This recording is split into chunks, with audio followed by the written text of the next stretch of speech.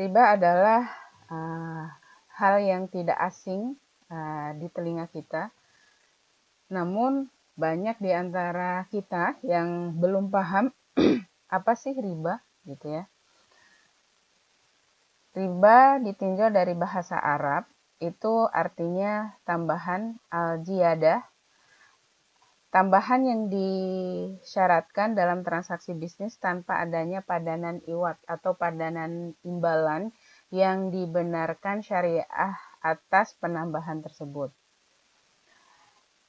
Artinya juga berkembang atau anu, juga berarti meningkat atau al-irtifa, dan juga berarti membesar atau al-ulu.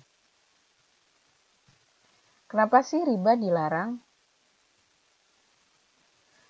Riba dilarang karena Allah dan Rasul-Nya melarang atau mengharamkannya. Salah satu tanda orang beriman adalah mentaati perintah Allah dan menjauhi larangannya. Disebutkan dalam firman Allah surat Al-Baqarah ayat 275 yang artinya Allah menghalalkan jual beli dan mengharamkan riba. Alasan yang kedua adalah peminjam jatuh miskin karena dieksploitasi.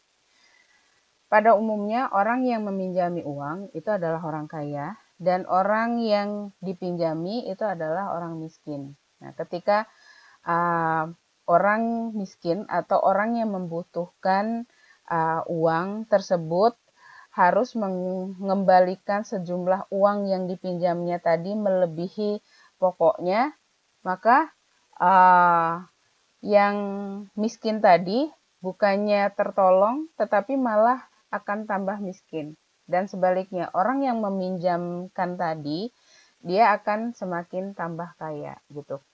Nah, itulah kenapa riba itu dilarang, salah satunya karena peminjam jatuh miskin sebab dieksploitasi tadi. Alasan yang ketiga, seseorang akan menjadi malas berusaha yang sah menurut syara atau syariat Islam. Logikanya seperti ini, ketika orang meminjamin sejumlah uang, misalnya 100.000, kemudian dikembalikan menjadi 125.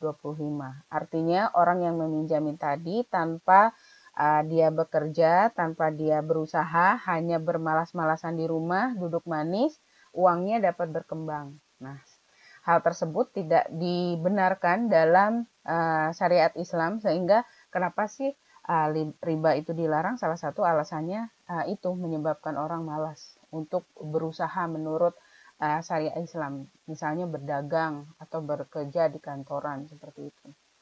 Alasan yang keempat, riba menyebabkan putusnya perbuatan baik terhadap sesama manusia dalam hal pinjam-meminjam.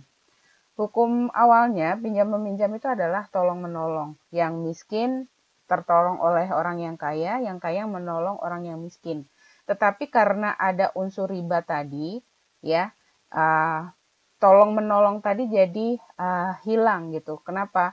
Si yang miskin tadi bukan tertolong tapi merasa tereksploitasi karena dia harus membayar lebih uang pinjamannya tadi, sehingga menyebabkan hubungan baik antara kedua belah pihak, yang peminjam dengan yang meminjami tadi, jadi tidak harmonis seperti itu.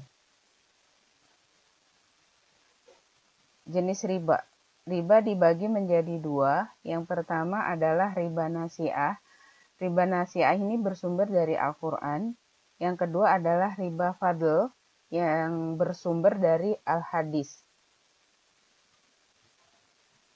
Riba nasi'ah ini contohnya adalah riba qardun, yaitu suatu tambahan atau tingkat kelebihan tertentu yang disyaratkan terhadap orang yang berutang.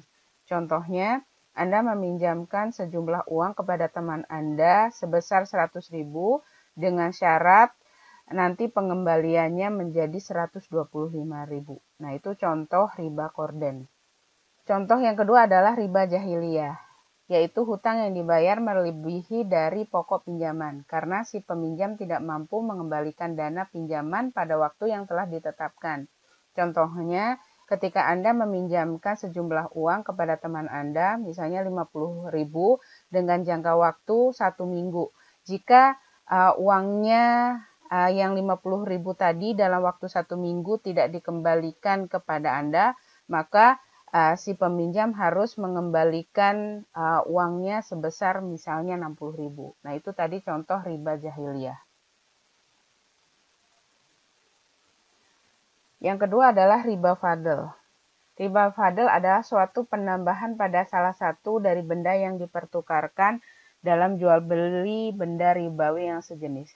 Di sini riba fadl itu kuncinya adalah benda ribawi yang sejenis, yaitu benda yang secara kasat mata tidak dapat dibedakan atau perubahan atau tambahan antara barang yang diserahkan saat ini dan barang yang diserahkan kemudian itu tidak dapat dibedakan. Sebagai contoh, Anda menukarkan 1 kg gandum dengan 2 kg gandum. Benda ribawi di sini adalah gandum. Gandum merupakan benda yang sejenis, sehingga pertukarannya itu harus jumlahnya itu harus sama gitu. Tidak bisa 1 kg ditukarkan dengan 2 kg. Barang-barang ribawi diantaranya adalah emas, perak, jenis gandum, kurma, zabib atau tepung, anggur kering atau kismis, kemudian garam. Ketujuh barang ribawi ini apabila terjadi pertukaran itu jumlahnya harus sama. Misalnya 1 kg kurma itu ditukarkan dengan 1 kg kurma. Tidak boleh 1 kg kurma ditukarkan dengan 2 kg kurma. Karena tersebut merupakan bagian dari riba, sehingga hal tersebut dilarang di dalam agama Islam.